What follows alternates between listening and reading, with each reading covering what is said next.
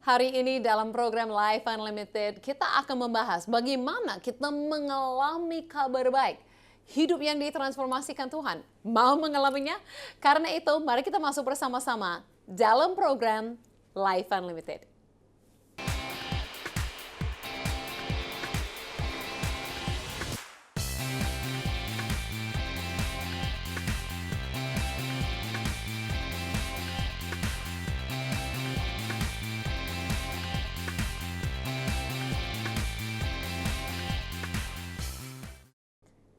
Hello and welcome back. Ya, selamat berjumpa kembali kepada semua pemirsa dimanapun berada di seluruh Indonesia. Saya harap semua dengan semangat-semangat kabar baik siap-siap masuk bersama dengan saya dalam program Life Unlimited hari ini. Dan hari ini kita akan lanjutkan topik series kita, kabar baik, good news, ya. Dan itu kita sudah membahas apa itu good news, bahwa itu adalah Injil, kabar baik tentang Yesus dan apa yang dia lakukan bagi kita. Dan minggu lalu kita belajar bahwa kita harus mendengar kabar baik. Tidak mungkin percaya kalau belum mendengar. Dan hari ini kalau mendengar kabar baik, kita mau apa? Mengalami kabar baik itu. Oke, jadi luar biasa, pasti kita akan belajar banyak hal. Dan saya sangat senang sekali. Kenapa? Karena melalui program Life Unlimited ini, bahkan minggu lalu kita lihat ada satu video kesaksian dari pemirsa Life Unlimited yang mengalami, yang mendengar kabar baik, mendengar tentang Yesus dan mengalaminya. Sampai ada kesembuhan terjadi, ada yang masuk dipanggil Tuhan dalam sekolah Alkitab, sampai diutus misi. Ya, dan sudah melakukan hal besar bersama dengan Tuhan. Wow, luar biasa. Bukan saja satu orang itu. Setiap bulan saya terima kesaksian daripada pemirsa seperti pemirsa sekarang ini yang mengalami Tuhan. Ada kesaksian saya baru terima kemarin dari seorang ibu di Nias yang ada masalah rumah tangga di mana suaminya sering minum dan mabuk dan ada masalah dengan istrinya. Tapi puji Tuhan, berapa minggu berikut setelah berdoa dengan tim Life Unlimited, dia memberi kabar kalau suaminya semakin membaik, sudah berkurang dengan minum dan mabuk. Ada perubahan transformasi yang terjadi.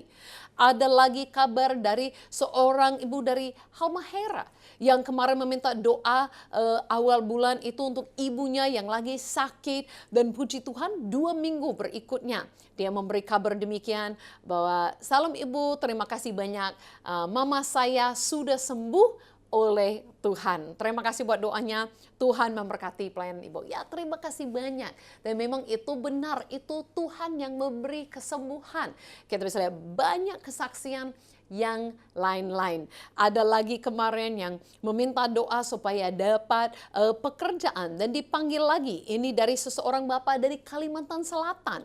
Dan kemarin setelah didoakan, dia memberi kabar baik bahwa dia sudah dipanggil lagi untuk bekerja. Banyak hal yang terjadi dari pemirsa Life Unlimited, dan kami sangat bersyukur melalui program ini atau melalui hotline, call center, melalui social media, YouTube, semuanya itu kita bisa sama-sama mengalami Yesus.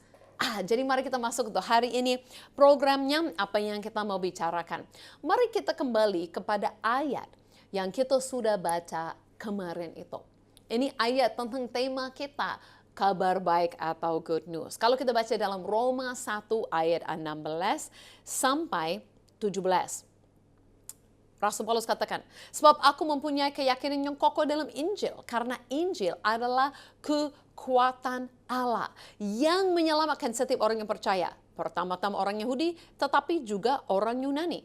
Sebab di dalamnya nyata kebenaran Allah yang bertolak dari iman dan memimpin kepada iman. Seperti ada tertulis, orang benar akan hidup oleh iman. Nah, kemarin kita sudah bicarakan bagaimana itu iman itu datang atau timbul. Itu dari pendengaran tentang Yesus. Ya, jadi bagaimana kita hidup sekarang ini? Kita hidup dari kita dengar-dengar tentang Yesus. Itu membawa iman kepada kita. Dan kita dengan iman itu dapat respon, bersuruh, ikut.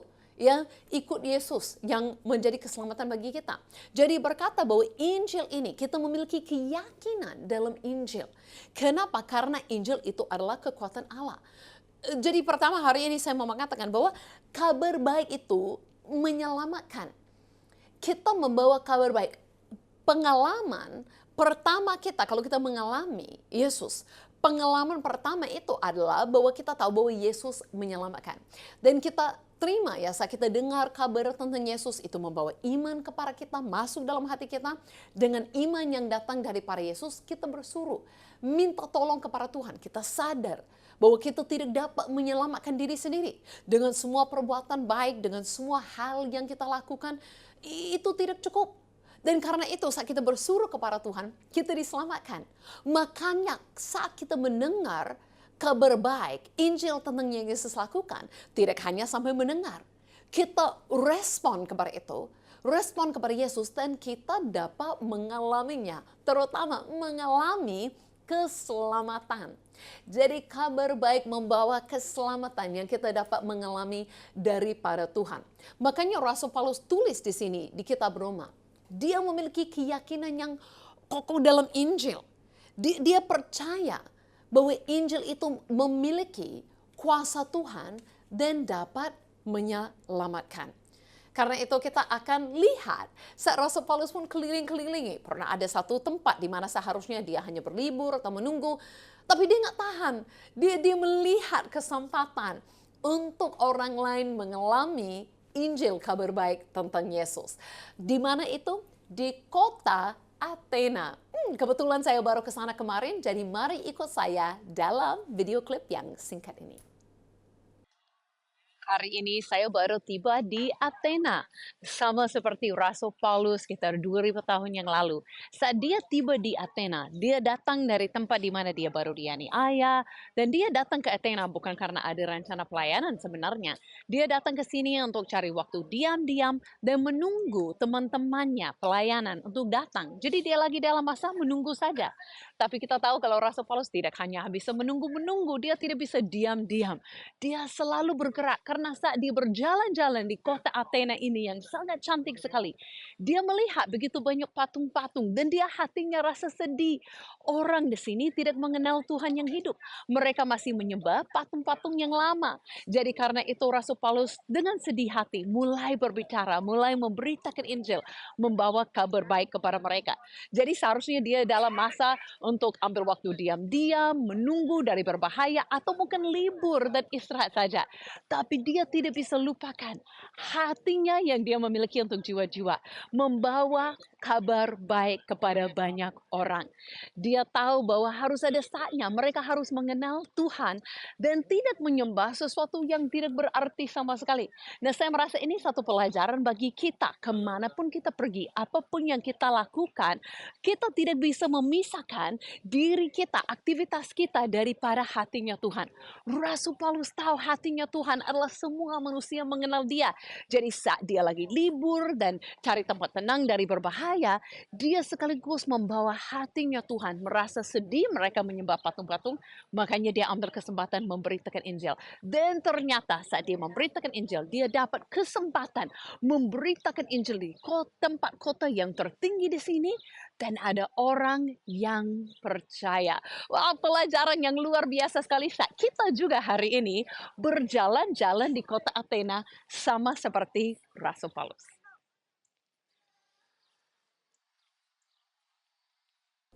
Ya, kalau kita tahu dari Rasul Paulus membawa Injil, membawa kabar baik tentang Yesus di kota Athena. Dia nggak tahan untuk hanya menunggu berlibur. Tetapi Injil itu benar-benar menjadi bagian dalam hidupnya. Dia mengalami Yesus. Bukan saja sampai itu sesuatu yang dia pernah dengar tentang Yesus. Dia benar-benar alami kepribadian Yesus dalam hidupnya. Sampai dia alami memiliki hati seperti Yesus, memiliki hati seperti Tuhan. Dan mau orang lain juga mengalaminya.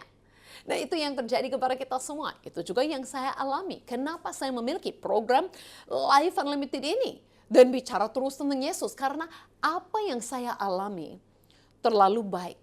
Saya mau orang lain juga bisa mengalaminya. Kenapa? Karena percaya bahwa itu bukan saja seperti satu agama yang kita ikuti dan Tuhan jauh daripada kita dan kita sendiri mengerjakan sesuatu bagi Dia.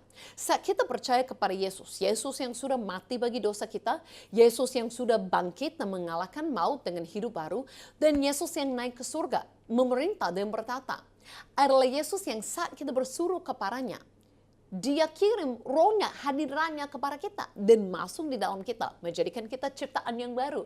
Kita mengalaminya, kita menjadi satu dengan Dia. Tidak jauh-jauh terpisah, tapi kita dapat benar-benar mengalami hadirat Tuhan. Jadi kita diubahkan menjadi berbeda dan kita bisa lihat ini terjadi dimanapun ada kabar tentang Yesus dan orang menerima iman itu yang datang. Mereka respon kepada Tuhan. Perubahan besar dapat terjadi. Saya ingat kisahnya, ada satu kisah dalam Alkitab, dalam kitab Kudus yang mengatakan bahwa ada orang-orang yang bukan saja rasul-rasul, orang yang biasa, yang mendengar, mengalami, dan saat mereka pun keluar, mereka memberitakan kepada orang lain dan mereka mengalami. Dan ini yang terjadi terus-terus. Ada satu kisah dalam Kisah Para Rasul pasal yang ke-8, di mana kan dikatakan orang yang dianiaya. Nah, kenapa dianiaya? Mereka pun dianiaya karena mereka percaya kepada Yesus. Ini yang mereka lakukan. Berkata dalam ayat yang keempat, mereka yang tersebar itu menjajalah seluruh negeri itu sambil memberitakan Injil. Jadi kita bisa lihat apa yang mereka lakukan, memberitakan Injil. Dan Filipus pergi ke suatu kota di Samaria dan memberitakan Mesias kepada orang-orang di situ. Nah, kita tahu memberitakan Mesias itu adalah memberitakan Injil, memberitakan kabar baik bahwa Mesias itu juru selamat sudah datang. Apa yang terjadi? Ketika orang banyak itu mendengar pemberitaan Filipus dan melihat tanda-tanda yang diadakannya, mereka semua dengan bulur hati menerima apa yang diberitakan itu. Sebab dari banyak orang yang kerasukan roh jahat, keluarlah roh-roh itu sambil bersuruh dengan suara keras. Dan banyak juga orang lumpuh dan orang timang disembuhkan. Nah, kita tahu kalau yang pemirsa yang setia, bahwa kita sudah belajar minggu lalu. Saat kita mendengar kabar tentang Yesus, itu membawa iman dan itu membawa mukjizat terjadi dalam kehidupan kita. Dan itu terjadi kepada orang Samaria. Saat Filipus datang dan membawa kabar baik ini sampai membuat mereka mengalaminya. Itu membuat mereka sampai sesuatu terjadi, kesembuhan terjadi, mukjizat terjadi. Nah, kalau kita lihat ayat yang ke-8, saya suka sekali ini berkata, maka sangatlah besar sukacita dalam kota itu. Sangat besar sukacita. Nah, ininya, di mana ada kabar tentang Yesus, di mana ada kabar baik, ada sukacita. Nah, ini kita alami dalam hidup sehari-hari kan. Kalau kita katakan sesuatu kabar baik, saya ingat saat saya bertunangan dengan suami, ada kabar baik, mau menikah. Pasti orang yang mendengar itu adalah happy ya, senang untuk saya, bersukacita bersama dengan saya. Jadi di mana ada kabar baik, itu membawa sukacita.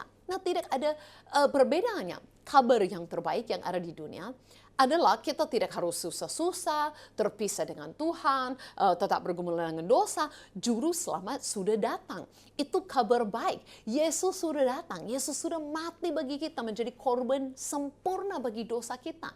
Yesus sudah datang untuk menyelamatkan kita. Bukan terpisah jauh dengan kita, tapi menjadi satu, menolong kita, hidup di dalam kita dengan hidup yang kekal. Keselamatan, pengampunan dosa, semuanya itu sudah pasti di dalam Yesus. Nah, di mana ada kabar itu membawa sukacita.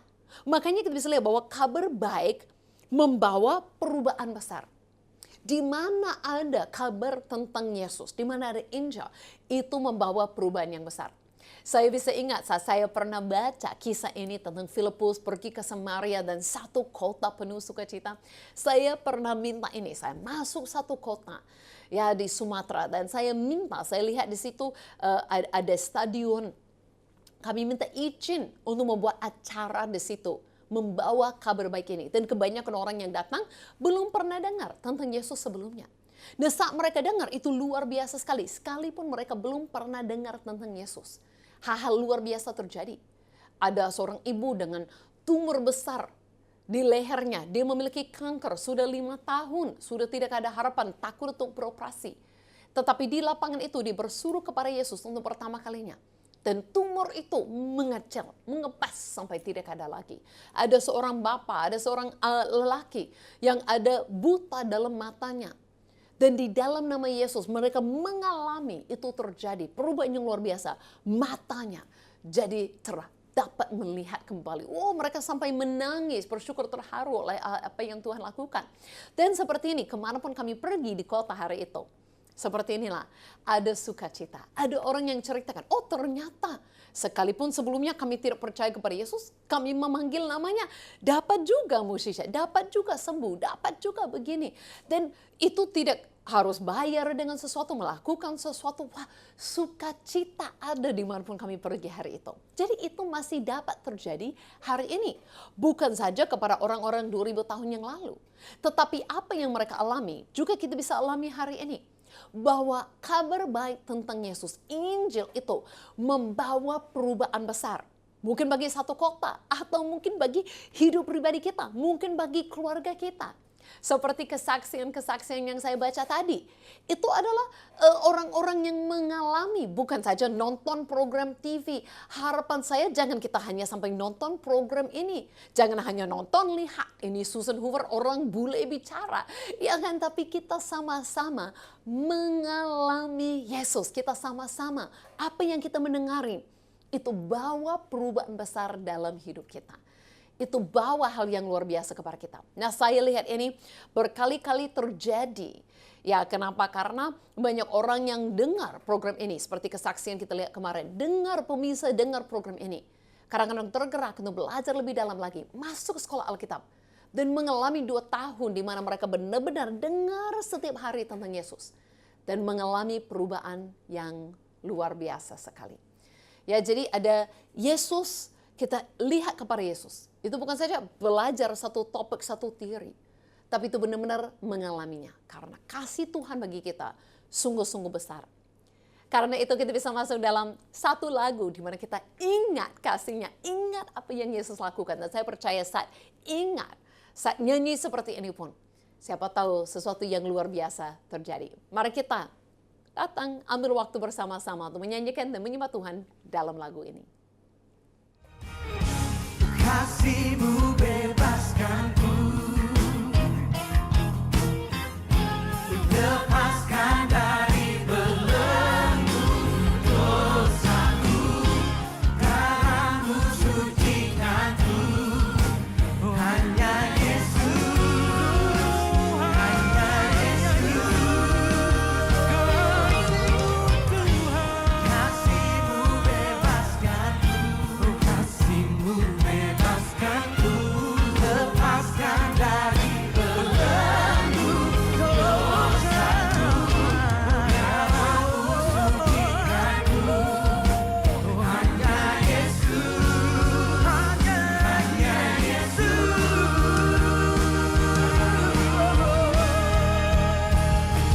Kasih-Nya yang mengubah hidupku, ingat kasih-Nya yang selalu ada. Kasih Yesus, kasih Yesus bagiku. Ingat bilurnya yang sembuhkan lukaku. Ingat salibnya yang menebus aku.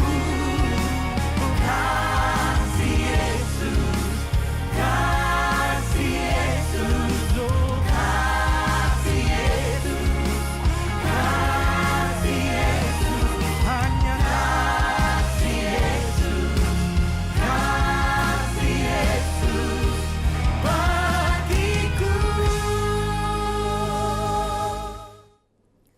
Saya berharap semua bisa nikmati dan suka lagu ini seperti saya sukanya. Di mana kita ingat kembali apa yang Yesus lakukan bagi kita. Dengar tentang Yesus, bukan saja dengar seperti kita dengar sejarah, oh ini pernah terjadi. Tetapi saat kita dengar tentang apa yang Yesus lakukan, kasihnya yang sudah dibuktikan bagi kita. Kita dapat mengalaminya, itu dapat transformasikan kehidupan kita, membawa perubahan besar bagi kita. Itu sungguh-sungguh luar biasa. Saya mengalaminya, dan saya percaya pemirsa juga bisa mengalaminya. Karena itu, seseorang yang benar-benar hidupnya ditransformasikan Tuhan, itu adalah namanya Paulus. Sebelumnya namanya Saulus. Nah, saya tidak tahu bagaimana dengan pemirsa. Tetapi dulu Saulus ini adalah orang yang benci nama Yesus. Dia tidak mau ada pengikut Yesus di dunia ini. Dia coba menganiayakan, menghancurkan, membinasakan mereka semuanya. Dia tidak suka ada gereja, dia tidak suka itu semua. Dia marah-marah dan menganiayakannya. Tetapi satu hari, dia mengalami Yesus dengan luar biasa dan hidupnya berubah. Jadi daripada dia menjadi penganiaya terhadap orang yang percaya kepada Yesus, nama Yesus, dia menjadi pengikut, malahan menjadi penginjil sendiri. Dia yang kemana-mana memberitakan Injil sampai dia sendiri dianiaya, menderita, dan dipenjarakan karena dia begitu banyak menceritakan Injil kepada orang lain. Dan ini nasihatnya kepada anak angkatnya, Timotius. Ini yang dia katakan. Jadi, janganlah malu bersaksi tentang Tuhan kita. Dan janganlah malu karena aku seorang hukuman karena dia. Melainkan ikutlah menderita bagi Injilnya oleh kekuatan Allah. Jadi dia lebih suka untuk dipenjarakan oleh karena Injil daripada sebelumnya hidupnya dengan posisi tinggi-tinggi tanpa ada Yesus. Dia berkata apa? Dialah itu Yesus yang menyelamatkan kita dan memanggil kita dengan panggilan kudus. Bukan berdasarkan perbuatan kita, melainkan berdasarkan maksud dan kasih karunia sendiri yang telah dikaruniakan kepada kita dalam Kristus Yesus sebelum permulaan zaman. Jadi ini adalah Injil, bagaimana Tuhan memanggil, Tuhan menyelamatkan kita bukan karena perbuatan baik kita. Itu adalah inti Injil. Nah, dia katakan, dan yang sekarang dinyatakan oleh kedatangan juru selamat kita Yesus Kristus, yang oleh Injil telah mematahkan kuasa maut dan mendatangkan hidup yang tidak dapat binasa. Lihat Yesus. Jadi Injil ini, kabar baik ini, bisa transformasi hidup. Transformasi Saulus, seorang yang benci, seorang yang aniakan orang untuk menjadi orang yang cinta akan Tuhan. Rela menderita pun bagi Tuhan. Dan dia katakan apa? Karena Yesus dapat pun bukan saja mati bagi kita. Yesus yang luar biasa membuktikan dirinya sebagai Tuhan saat dia bangkit daripada kematian. Dia berkuasa atas maut, mematahkan kuasanya. Nah, Yesus itu datang kepada kehidupan kita, semuanya berubah. Semuanya berbeda. Paulus ditransformasi, Susan Hoover ditransformasi. Saya pun bisa ingat saat pertama kali saya datang ke Indonesia 20 tahun yang lalu, saya ketemu dengan seorang anak muda. Dia seorang yatim piatu, ya tinggal di gereja. Begitu pemalu. Saya ingat dulu-dulu mau belajar bahasa Inggris dengan kami, karena itu kami menyediakan makanan yang enak di rumah satu hari. Dia begitu malu, terima saja makanan. Lari daripada rumah menangis, merasa tidak layak. Seorang yang begitu kelihatan ya, tidak ada apa-apanya. Tetapi lama-lama dengan mendengar tentang Yesus, ikut pelayanan kami selama 20 tahun ikut. Sampai masuk sekolah Alkitab, belajar terus tentang siapa pribadi Yesus. Diubahkan. Sampai akhirnya masuk bersama dengan saya, dengan tim saya, dan sekarang menjadi salah satu pemimpin di sekolah Alkitab setelah diluluskan. Menjadi pemimpin pun di dalam sekolah bersama dengan saya. Dan sekarang dia yang membantu orang lain mendengar dan ditransformasikan. Wah, ini harapan saya untuk kita semua. Kita benar-benar alami Tuhan. Kita bisa lihat Yesus lakukan semuanya berbeda. Mungkin untuk lebih lagi mengerti bagaimana Yesus datang dan melakukan semuanya berbeda, rela mati untuk kita. Bukan kita yang mati, dia yang mati. Mari kita lihat video klip yang singkat ini. Yesus melihat dosa dan kehancuran umatnya Israel hanyalah sebagian kecil dari keadaan seluruh umat manusia yang telah memberontak terhadap Allah dan mengakibatkan tragedi dan kehancuran seluruh dunia. Jadi bagaimana cara Allah memerintah atas dunia yang seperti itu? Yesus percaya ini bisa dilakukan dengan tindakan kasih yang berkorban bagi musuh-musuhnya. Itulah mengapa dalam kitab-kitab Injil, peristiwa penyaliban Yesus digambarkan sebagai penobatannya sebagai raja orang Yahudi. Ya, dia menerima sebuah mahkota dan juga sebuah jubah. Dia ditinggikan tetapi bukan di atas tahta, melainkan di atas kayu salib. Oh, betapa indahnya kaki-kaki yang membawa kabar baik. Kabar baiknya sekarang adalah Yesus telah mengalahkan maut dan dia memerintah sebagai raja. Dia sendiri yang telah menanggung dosa dan kebejatan kita dan menaklukkannya dengan hidupnya dan dengan kasih-Nya. Dan kemudian Yesus mengutus para pengikutnya untuk pergi dan terus memberitakan kabar baik tentang kerajaan yang terbalik dari kerajaan dunia itu. Dan juga untuk mengajak semua orang menyatakan kesetiaan mereka kepada Yesus, Sang Raja yang telah mengalahkan maut dengan kasih-Nya. Ya, luar biasa sekali. Yesus datang, kerajaannya Tuhan berbeda sekali dengan semua yang kita alami di dunia. Makanya kita dapat benar-benar alami apa yang Yesus lakukan bagi kita. Itu bukan saja sejarah, itu bukan saja apa yang Yesus lakukan. Saat kita dengar, kita percaya itu dapat transformasikan hidup kita. Ya, itu dapat bawa perubahan yang besar. Bukan saja bagi diri kita, bagi keluarga kita, bagi daerah kita, bagi bangsa kita. Ya, jadi hari ini saya percaya kalau ada yang mau percaya hari ini kepada Yesus, belum pernah. Tapi hari ini mau buat keputusan untuk saya tidak sanggup melakukan itu sendiri. Saya perlu seorang juru selamat. Mari ikut saya dalam doa ini. Katakan, Yesus, terima kasih. Engkau yang ambil hukuman saya. Engkau yang mati bagi saya. Tetapi Engkau bangkit dalam kemenangan. Dan saat ini aku percaya kepadamu. Dan menerima roh-Mu di dalam hidupku. Dan saat ini aku menjadi ciptaan yang baru di dalam Engkau. Menerima keselamatan dan hidup kekal. Di dalam nama Yesus aku berdoa. Amin. Amin. Kalau ada pemirsa yang baru ikut doa itu atau mau doa yang lain, boleh segera hubungi kami, call center hotline kami Life Unlimited. Ada tim yang siap untuk menjawab pertanyaan, berdoa. Ya, untuk semua yang lain.